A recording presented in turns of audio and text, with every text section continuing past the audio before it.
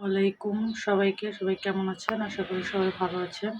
কেটে রেখেছি 3 থেকে 4টা কচুরমুখী আর আলু, মিডিয়াম সাইজের 2টা আলু। তো এগুলোকে তেলে একটু ভেজে নিয়েছিলাম। ইলিশ মাছ রান্না করব কচুরমুখী আলু দিয়ে, কচুরমুখী দিয়ে ধনিয়া পাতা। তো আলু, কচুরমুখী, টমেটো দিয়ে ইলিশ মাছ ঝোল রান্না করব। এখানে গুঁড়া মশলাগুলো নিয়ে নিয়েছি, ঠিক আছে।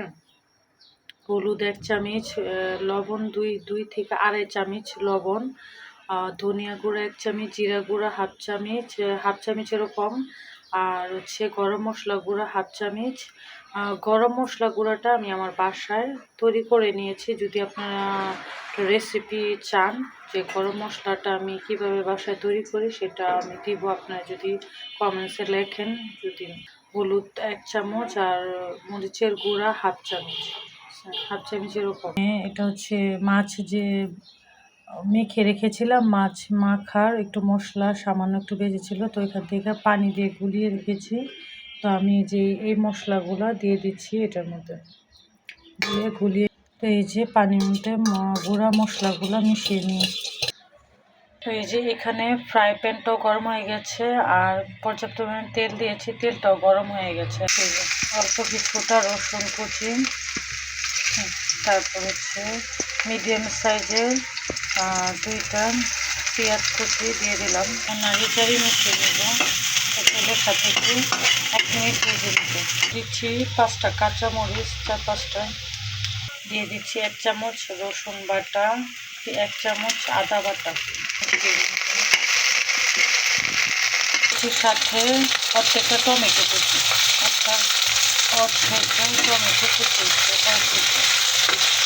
এখানে দিয়ে দিচ্ছি যে গুঁড়া মশলাগুলো যে পানির মধ্যে গুলিয়ে নিয়েছিলাম, এগুলো দিয়ে দিচ্ছি।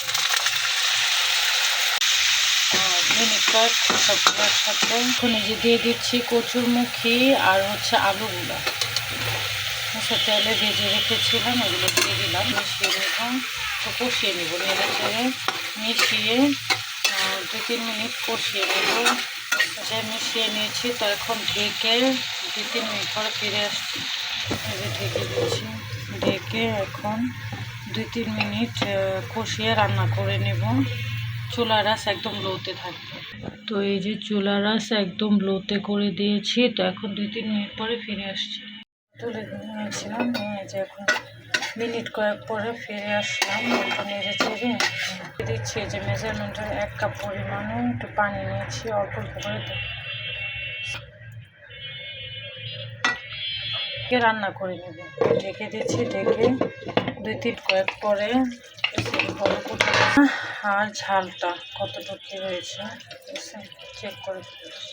চেক করেছি। এখন লবণ হাফ চামচ লবণ দিয়ে দিয়েছি, আর ঝালটা ঠিক আছে। ঝাল যতটুকু খান অতটুকু দিয়ে নেবেন, আর লবণটাও যতটুকু খান অতটুকু দিয়ে দিচ্ছি। বেশ কিছু পরিমাণে ধনিয়া পাতা কুচি, এই যে ভেজে রাখা ইলিশ মাছগুলা দিয়ে দিচ্ছি।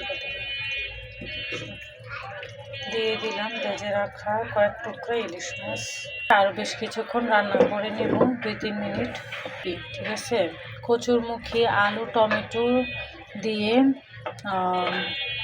ইলিশ মাছের ঝোল রেসিপি যদি আপনাদের ভালো লাগে, তাহলে বাসায় রান্না করে ট্রাই করে কেমন লাগলো কমেন্টসে জানাবেন। আর প্লিজ আমার ইউটিউব চ্যানেলটা লাইক করে সাবস্ক্রাইব করে দেবেন।